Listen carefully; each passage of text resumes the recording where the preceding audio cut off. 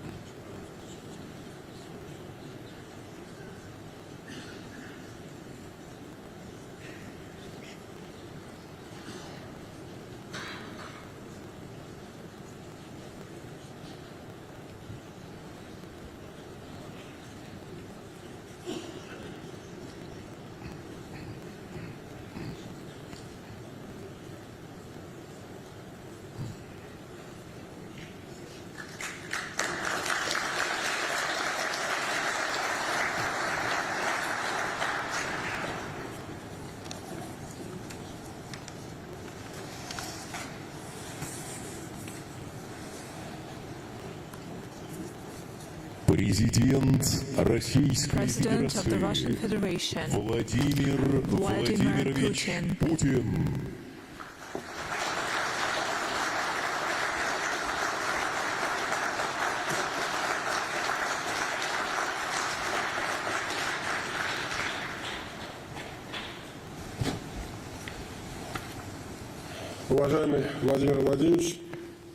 Excellency, Mr. President, dear colleagues, dear friends, I would like to report that yesterday we had an annual session of the BRICS Business Council that brought together 6 presidents, and we adopted the annual report that reflects the outcome of the work for the past year, as well as topical suggestions for BRICS work to further deepen market integration, trade and economic cooperation in our grouping. This document will be provided to BRICS heads of state at the summit in Kazan. Today we hold another BRICS Forum, Business Forum, that is a key event in our work. The agenda of the forum brought together over thousands of representatives of business communities, heads of companies, associations, entrepreneur unions and chambers of commerce and industry of BRICS countries.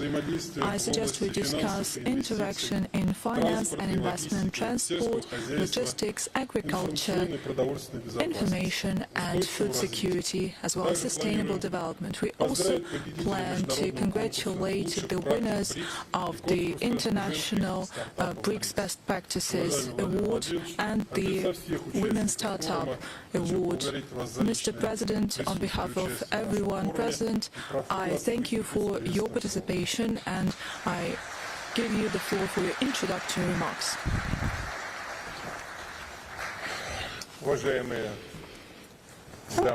Ladies and gentlemen, dear friends, I'm sincerely glad to welcome all of you here at the BRICS Business Forum. The participation therein is quite high profile. Here present are leading business representatives of all BRICS states. Your companies have been long and successfully cooperating between each other. You implement key joint projects in various sectors: industry, energy, transport, infrastructure, agriculture, and digital economy. I would like to specifically note that the current forum also brought together businessmen from those countries that from January 1st have become the full BRICS members. Namely, I'm talking about our colleagues and friends from Saudi Arabia, Iran, Egypt, Ethiopia, the United Arab Emirates.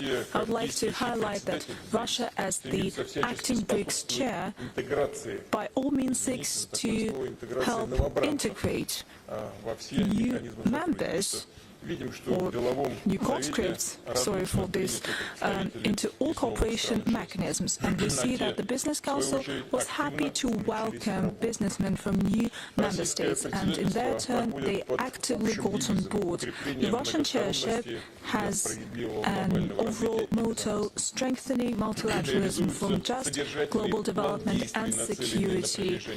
A meaningful action plan is put into practice. It seeks to advance partnership on 3 pillars: policy and security, economy, finance, culture, and people-to-people contacts.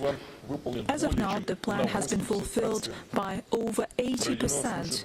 Over 200 events took place, meetings, conferences, sectoral sessions.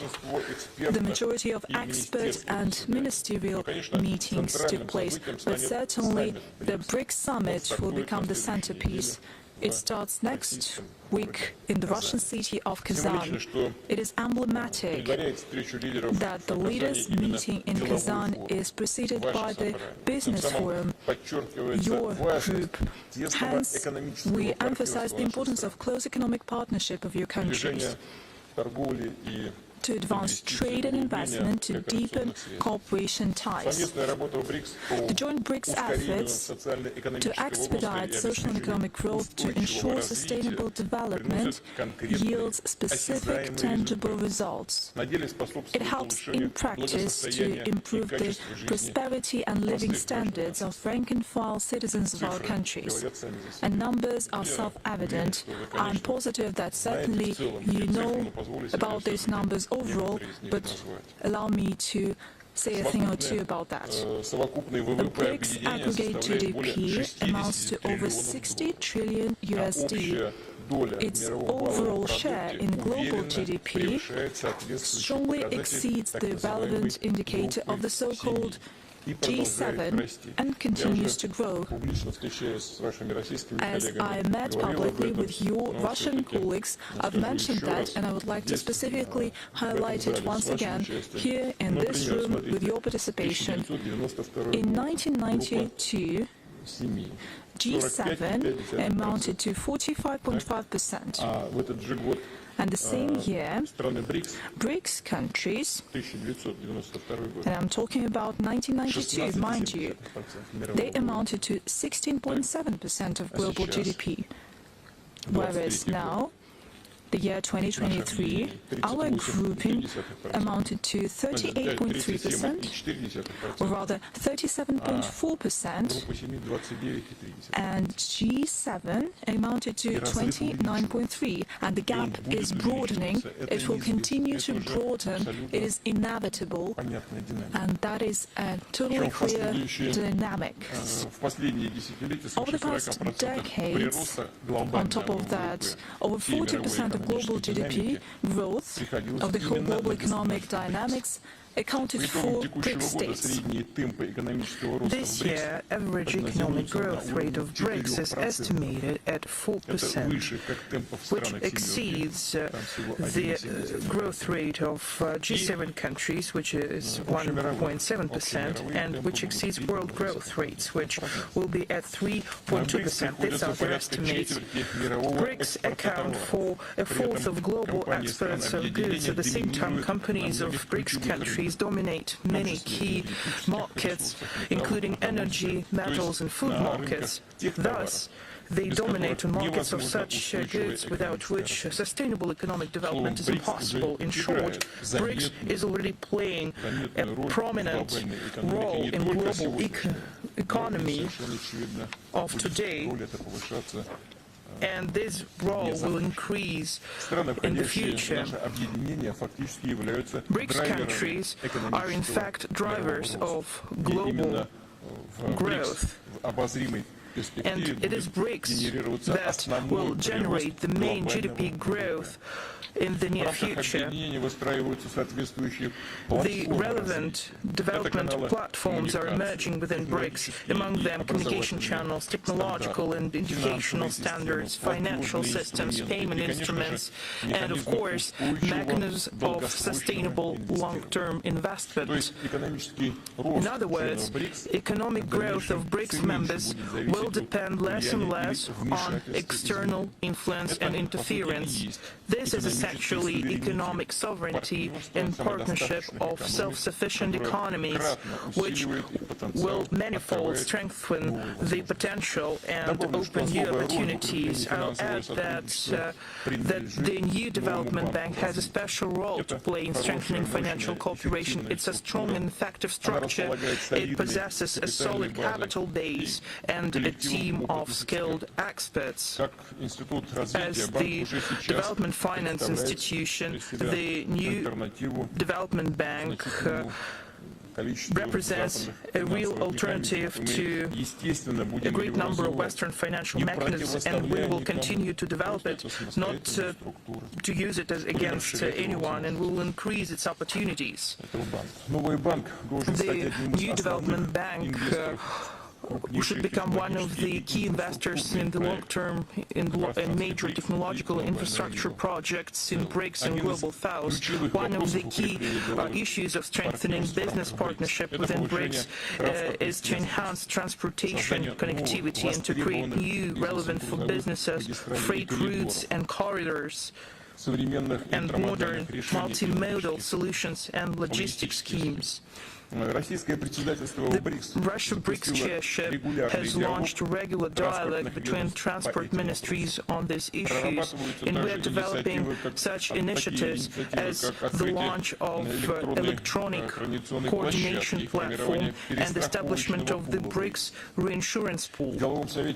In the Business Council, we have established a separate subgroup on logistics, and I would like to thank members of the Business Council and the businessmen for supporting the concept of the permanent logistics platform. Russia is weekly redirecting its transport flows to reliable foreign partners. Our flagship projects include the Northern Sea Route and the North-South Corridor. These continental arteries are intended to provide short and economically efficient trade routes and connect large industrial, agricultural and energy and power hubs to consumer markets. We are implementing a large-scale plan to develop the Northern Sea Route. We are building up our icebreaker fleet, including nuclear-powered vessels. In order to test the routes, we have launched coastal routes. We are modernizing satellite constellations, and we are constructing new fuel terminals as well as navigation safety centers and other coastal infrastructure. We are enabling broader road and railroad access to seaports. In its turn, the North-South Transport Corridor is connecting the Russian ports at Northern Seas and in the Baltics to the terminals of the Persian Gulf and Indian Ocean. Among other things, it is a key to enabling greater cargo flow between Eurasian and African continents. We are closely cooperating with our BRICS partners in the fields of innovation and digital economy. I have just mentioned our opportunities as regards the food and energy markets, but definitely we are looking into the future. We are working to achieve certain results and indicators. We are developing e-commerce, and we are implementing the Internet of Things and artificial intelligence technologies, as well as processing of the so-called big data. And in order to deepen our cooperation in the field of industrial digitalization, we intend to launch a BRICS Center for Competencies under UNIDO.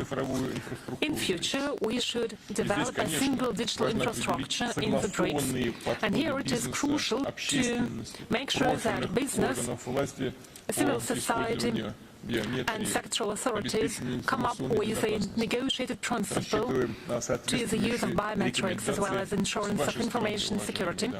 Ladies and gentlemen, we expect that Business Council will provide specific recommendations. Ladies and gentlemen, Russia is open for mutually beneficial business cooperation. We are trying to put in place friendly and globally competitive environment for local and foreign business in order to attract capitals and technologies, primarily in cooperation with you. Let me stress once again that our shared efforts should be primarily focused on the development and strengthening of our own platforms that enable economic growth.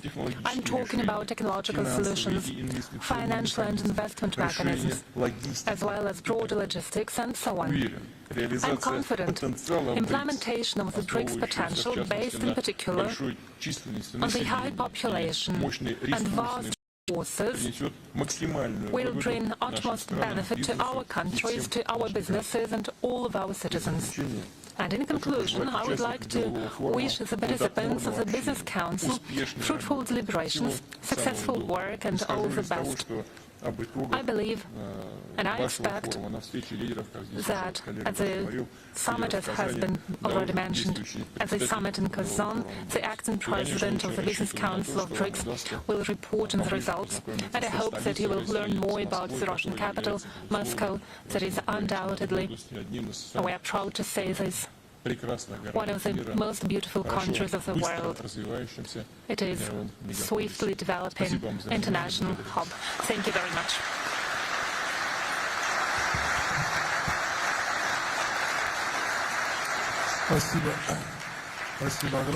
Thank you so much, Mr. President. Distinguished colleagues, Mr. President, our forum has received video addresses from some of the heads of state of BRICS member states. And first, I would like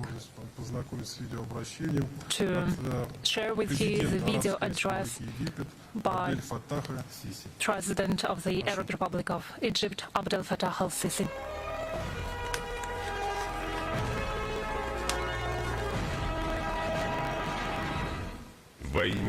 In the name of Allah, most gracious, most merciful, Your Excellency President Vladimir Putin, distinguished heads and representatives of BRICS member states, ladies and gentlemen, representatives of the business community. At the outset, I would like to express my deep appreciation to the President of the Russian Federation, His Excellency Vladimir Putin, as well as the government of the Russian Federation, for their fruitful efforts to arrange and hold this forum. I thank you for your tireless efforts to develop cooperation between BRICS member states on all agenda items outlined during the preparatory sessions held in different cities of Russia. This work demonstrates how deep our relations are, as well as the importance of the format of our cooperation aimed at achievement of shared goals. We highly appreciate the BRICS Business Forum. It unites our countries and reflects our shared aspiration to further build up relations between the BRICS member states. It contributes to the development of investment activities and trade, as well as implementation of joint projects. Undoubtedly, it all helps us intensify our efforts in order to meet the aspirations of our peoples and achieve additional economic growth. Ladies and gentlemen, this forum is taking place at a time when we are witnessing challenges and crises in the world. Most recent international conflicts and unprecedented events require joint efforts from all of us. Not only do we need to provide swift solutions to modern challenges, we also turn to the sustainable development. It is our shared responsibility. Apart from participation of top officials, it implies involvement of private sector and businesses who are indispensable partners in this field. Therefore, this forum offers a new platform for such cooperation. It makes it possible for us to jointly explore various fields of investment activities and trade between member states. Another shared task is to expand cooperation between sectoral institutions and private sector, while taking into account the investment into competitive advantages of every country that launches specific projects aimed at deepening economic integration among BRICS countries. BRICS member states should become an important economic bloc, particularly in the context of global economic growth.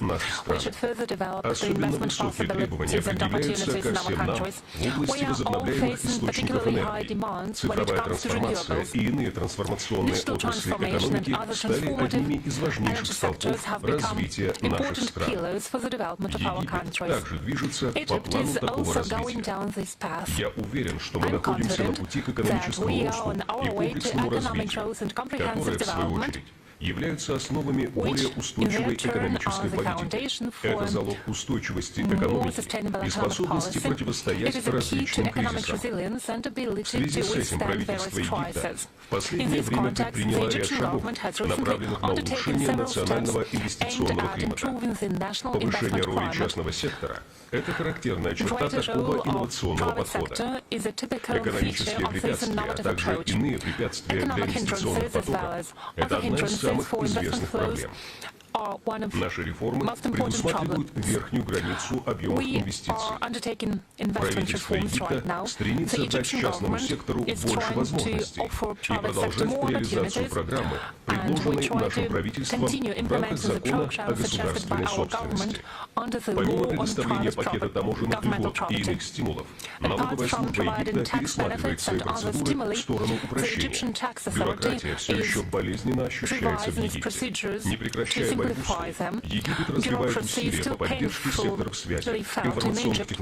We continue our struggle with it. We continue to support the communication, information technologies and processing fields of our industry as well as in the field of green hydrogen. We are implementing the infrastructure projects in different parts of our country. When it comes to transport and communication systems, we try to achieve as much benefit as possible on the ground. It was probably thanks to the unique and strategically important position of Egypt that enabled one of the high-profile projects. I'm talking about the Suez Canal Economic Zone, which offers new investment opportunities. They are looking into the future because of the potential offered by our country. В работе со всеми регионами мира, так и членство Египта во многих соглашениях, а также наличие зон свободной торговли. Особенно хочу подчеркнуть географическое положение нашей страны в регионе, благодаря которому Египет становится лучшим путем для доступа к различным рынкам. Наиболее перспективен выход через Египет на африканский континент, который стал континентом будущего. И это будущее зависит от возможностей, которые мы создаем вместе.